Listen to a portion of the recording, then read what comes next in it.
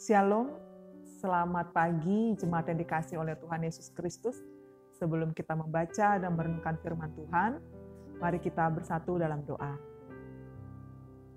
Kami sungguh bersyukur kepadamu Tuhan atas hari ini yang tetap Engkau berikan kepada kami, di mana kami dipercayakan oleh-Mu untuk tetap bernafas dan menikmati hidup. Tuhan, sebelum kami melakukan segala aktivitas kami, kiranya Tuhan mau menolong kami, memberikan pengertian kepada kami, agar kami dapat mengerti akan firman-Mu yang hendak kami baca dan renungkan saat ini. Dan biarlah Roh Kudus membukakan hati dan pikiran kami, supaya kami dapat menerima firman-Mu dengan baik. Dalam nama Yesus, kami sungguh bersyukur dan memohon kepadamu. Amin. Jemaat yang dikasihi oleh Tuhan Yesus Kristus, firman Tuhan yang menjadi renungan kita pada hari ini, yaitu di hari Senin tanggal 8 Maret tahun 2021, yaitu dari Efesus pasal 2 ayat 22. Di dalam Dia, kamu juga turut dibangunkan menjadi tempat kediaman Allah di dalam roh. Sekali lagi, di dalam Dia, kamu juga turut dibangunkan menjadi tempat kediaman Allah di dalam roh. Jemaat yang dikasihi oleh Tuhan Yesus Kristus, Jemaat Efesus adalah jemaat yang terdiri dari orang-orang Yahudi dan juga orang-orang non-Yahudi yang mayoritas adalah bangsa Yunani. Orang-orang Yahudi seringkali membuat perselisihan dengan orang-orang non-Yahudi, yaitu ketika orang-orang Yahudi menganggap remeh akan orang-orang non-Yahudi. Mereka merasa bahwa orang-orang Yahudi adalah umat pilihan Tuhan, yang selalu setia melakukan hukum Taurat Tuhan dan yang bersunat. Sedangkan orang-orang non-Yahudi itu tidak, karena mereka adalah bangsa asing atau orang Yunani. Dalam pasal 2 ini, Paulus menekankan kepada jemaat di kota Efesus agar mereka tidak berselisih paham atau supaya tidak timbul yang namanya perselisihan. Mengapa demikian? Karena menurut Paulus, semua jemaat Tuhan atau umat Tuhan adalah sama di hadapan Tuhan. Kita semua dibenarkan oleh Tuhan. Dan kita semua sebenarnya tidak berhak mendapatkan akan bagian yang dijanjikan, yaitu keselamatan dan kehidupan yang kekal, tanpa kasih Tuhan Allah, tanpa penebusan dari Yesus Kristus. Karena Yesus, manusia yang dahulu jauh dari Tuhan, menjadi dekat dengan Tuhan. Jadi tidak ada perbedaan antara orang Yahudi dan orang non-Yahudi. Tidak ada perbedaan antara satu suku dengan suku yang lain, atau etnis yang satu dengan etnis yang lain. Semua sama di hadapan Tuhan. Karena Yesus Kristus telah merubuhkan tembok pemisah antara Yahudi dan non-Yahudi, antara berbagai etnis dan budaya, antar berbagai perbedaan. Salib Kristus telah membuka pintu perdamaian dan juga sekaligus melenyapkan perseteruan antara Tuhan Allah dengan manusia dan manusia dengan sesamanya. Berita keselamatan atau sukacita ini menjadi kabar yang penuh dengan damai sejahtera bagi kita semua tentunya. Karena semua orang terikat menjadi satu di dalam Tuhan. Tuhan Yesus telah mempersatukan kita semua dengan tujuan agar kita menjadi miliknya dan menjadi anggota keluarga Tuhan yang kokoh dalam kasih persaudaraan satu dengan yang lain. Dan inilah yang disebut dengan gereja, di mana kita bukan lagi orang asing atau pendatang, tapi kita adalah kawan sekerja Tuhan, orang-orang kudus dan anggota-anggota keluarga Tuhan Allah. Jemaat yang terkasih dalam nama Tuhan Yesus Kristus, Tuhan ingin membangun akan bait-Nya yang kudus. Bait Tuhan yang kudus ini bukan bangunan secara fisik yang kita lihat atau tempat di mana kita melayani sekarang. Tetapi gereja yang secara universal, yaitu diri kita pribadi. Kita adalah gereja Tuhan. Kita adalah kediaman Tuhan. Yang mana Tuhan telah memanggil akan kita orang-orang percaya untuk bersatu. Tuhan hendak menyusun dengan rapi diri kita supaya kita menjadi kokoh, sebuah kediaman Tuhan Allah, sebuah bait Allah yang kudus dan indah. Lalu bagaimana kita menjadi kediaman Tuhan Allah yang kokoh? Yaitu dengan Roh Kudus. Dikatakan di sini di dalam Roh. Dengan Roh Kudus. Dengan Roh Kudus kita bersedia dibentuk sesuai dengan rancangan dan juga kehendak Tuhan.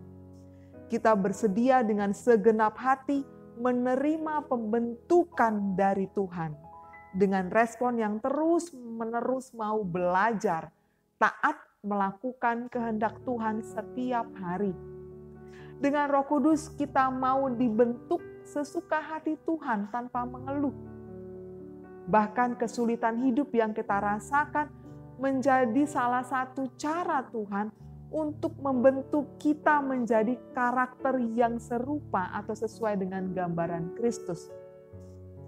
Lalu kedua, dengan Roh Kudus kita juga bersedia senantiasa mempersembahkan diri kita menjadi persembahan yang kudus dan tak bercacat di hadapan Tuhan. Dengan hati kita, dengan mulut kita, dengan pikiran kita, dengan diri kita seutuhnya, di mana perkataan dan perbuatan kita sehari-hari memuliakan nama Tuhan.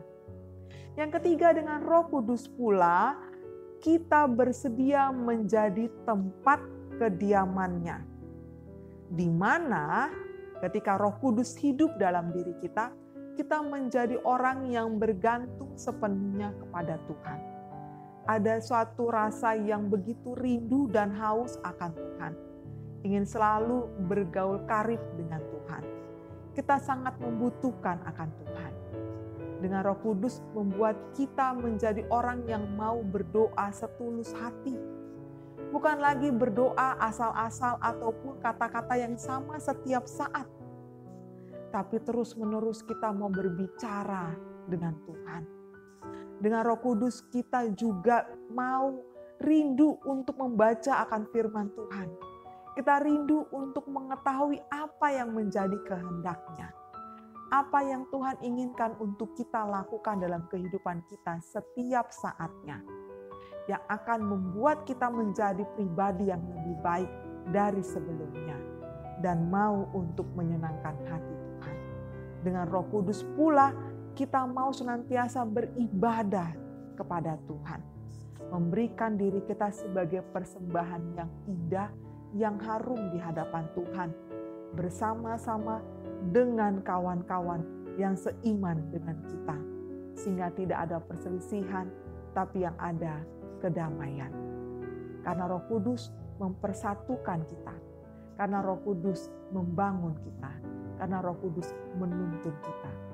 Dan Dia adalah Tuhan Allah kita. Dia menginginkan kita menjadi gereja yang utuh. Dia menginginkan kita menjadi gereja yang taat melakukan kehendak-Nya. Dia menginginkan kita menjadi sebuah kediaman yang begitu indah, yang begitu rapi tersusun di hadapan Tuhan. Dia menginginkan kita menjadi pribadi yang mau dibentuk menjadi sebuah bangunan yang begitu megah, yang begitu kokoh, dan tidak ada apapun yang dapat menghancurkan bangunan itu. Dan itu karena Tuhan diam dalam diri kita, karena Roh Kudus membangun, menuntun kita, karena Roh Kudus memberikan pertumbuhan kepada kita.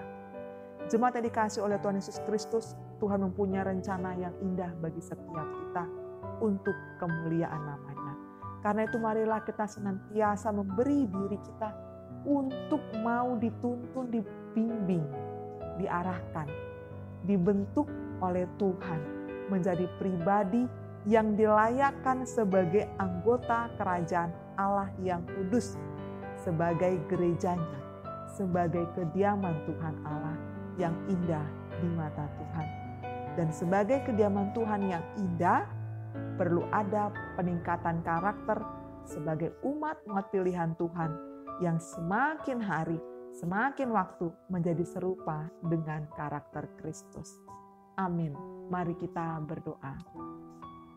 Kami sungguh bersyukur kepadamu Tuhan atas firman-Mu yang telah kami terima dari-Mu. Engkau mengajarkan kami bahwasanya kami adalah gereja yang telah Engkau pilih, yang telah Kau panggil dalam segala kekurangan dan kelemahan kami untuk mengikut akan Engkau. Kami menyadari ya Tuhan, bahwasanya kami adalah orang-orang yang telah Tuhan pilih untuk mempercayai akan Tuhan. Karena itu kami mau untuk menjadi kediaman-Mu Tuhan, menjadi gereja-Mu Tuhan.